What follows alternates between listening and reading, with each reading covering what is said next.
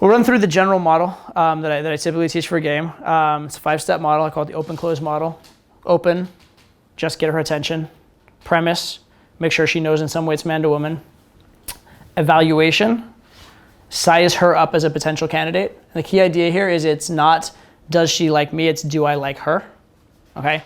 Narrative, which I usually don't talk very much about, but we can talk about it here. The reason I don't talk a lot about narrative is because you really need like a decent amount of time to have like good narrative between you and the girl. But the idea of narrative is, what is the story of you and her? After the interaction, if she was going to tell her friends about this amazing guy she met, what is the story she'd tell them? That's what narrative is. But there are two parts of it. So the part, how you're interacting with her, takes time to develop. The part of narrative that is, who are you? Like the facts you're conveying about yourself, the frames you're putting around yourself, that actually exists from the first moment, and you can control that even in a short set. So that is a useful thing to take into account, okay? And then the last one is close. And that's whatever the appropriate close is, whether it's getting a number, going on an instant date, pulling the girl, whatever, okay?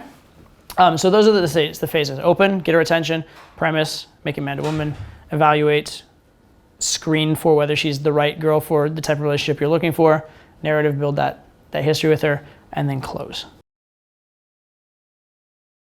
So it's hard to evaluate before premise, because otherwise what are they being evaluated for?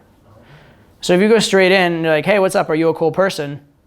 They don't know if are you a cool person to work for my business? Are you a cool person to be friends with? Or are you a cool person to date? Right. So they can't properly evaluate without knowing that thing. In fact, if you evaluate on the wrong thing, there's still some value in it, but you're gonna have to go back and evaluate on the right thing later. Right? So you have to like kind of undo it. You could have a friendly conversation, and if you're charismatic enough and cool enough, evaluate them as a friend, and then later on show the premise of man to woman and reevaluate after as man to woman. That absolutely could happen, right? And in social circle situations, a lot of times that maybe would happen, especially if like people that have known each other for years and then they kind of develop an attraction later on, like, you know, you're in high school, you've known someone since middle school, stuff like that, right?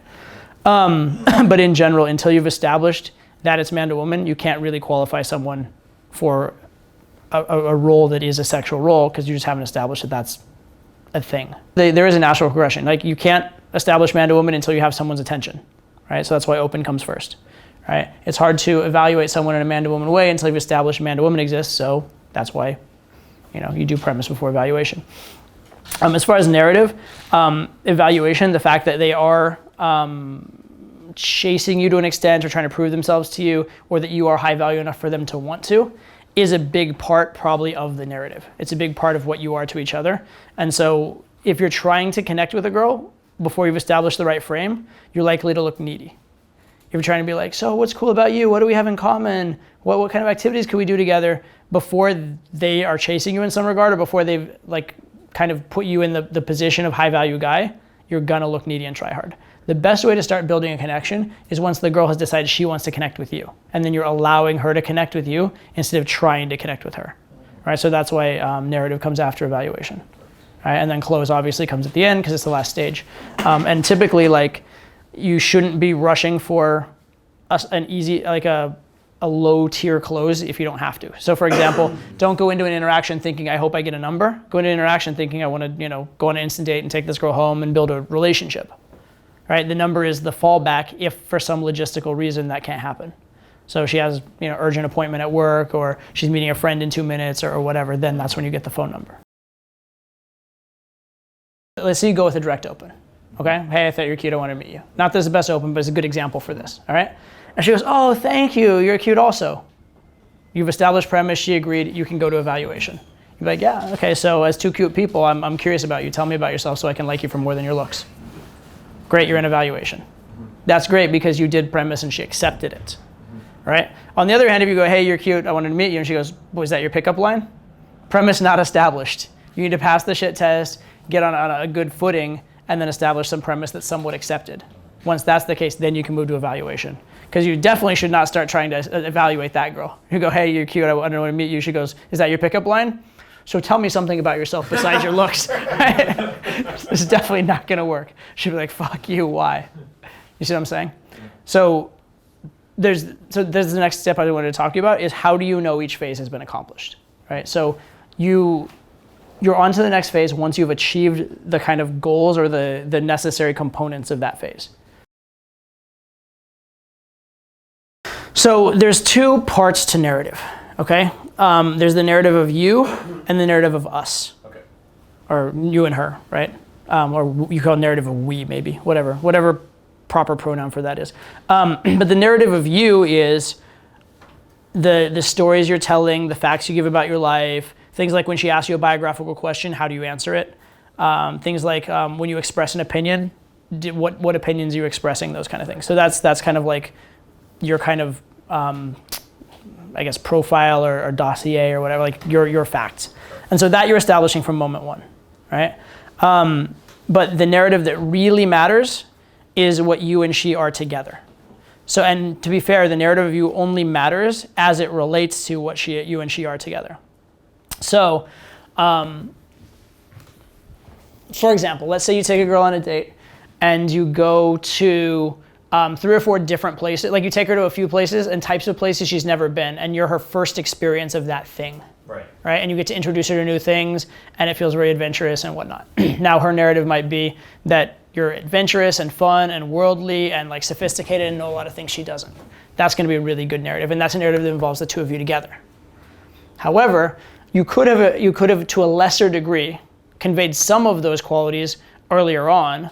So for example, if she asked you some kind of story of your life, to ask you what you do for a living, and in telling that story, you talk about how the way you found your job was like taking this impromptu trip to like, Southeast Asia where you discovered this and this and this, you're giving her a glimpse of that experience without her having been there. It's not as good as if you did it with her, but it's a glimpse of it.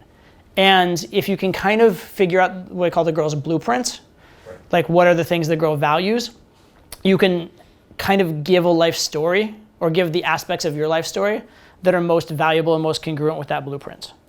Okay? So what's your job, for example? Management consultant. Management consultant. Okay, great.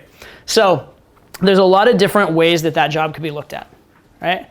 On one hand, I'm just going to make some assumptions about it. May or may not be true, but it'll work for the point of the story. Management consultant. It sounds like potentially something you do freelance. Probably something where like you have to gain clients. That may be true, maybe not. You could work under somebody, but let's assume that, right? So on one hand, you could consider it very entrepreneurial.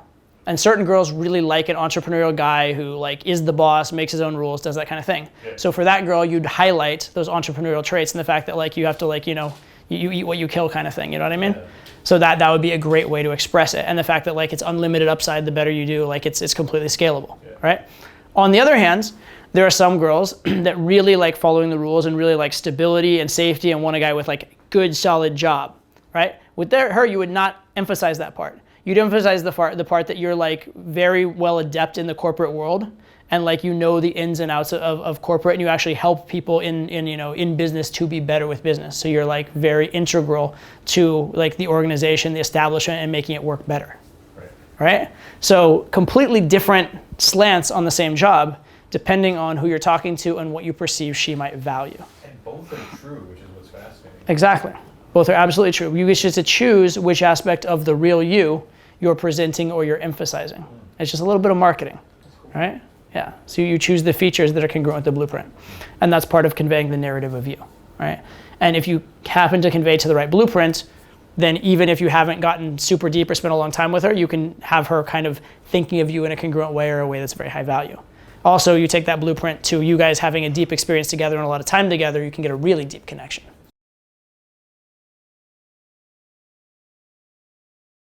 The idea of having this framework, I guess, the idea of having it is that at any given moment, you should be able to look at the interaction and ask yourself 2 questions.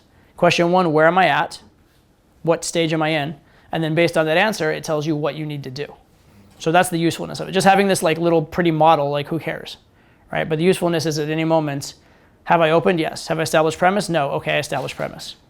Have I opened? Yes. Have I established premise? Yes. Is there evaluation? No. Okay, that's the next step. Does that make sense?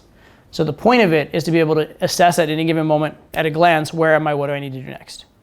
Right? And in fact, anytime the conversation goes dead, anytime the conversation goes kind of quiet, the thing you should do is put in the thing that is missing, put in the phase you're in.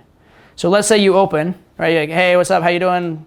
You look cute, you already did premise there. Let's say you did some kind of like an opener that's a comment. Be like, oh my, those are some crazy shoes. Where do you get them? She's like, oh, I know, I got them at yada, yada, yada. And the conversation goes silent. Have you opened? Yeah, you got her attention, she responded. Great. So at least in that moment, if you don't wait too long, you have her attention until you lose it. But in that moment, you have her attention. Have you established premise? No. So the thing you do should establish premise. So in that moment where you're like, it's silent, what do I do? Establish premise.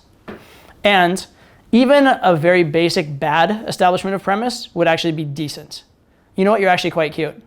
That would be fine. It's not the greatest thing in the world. It's actually decent.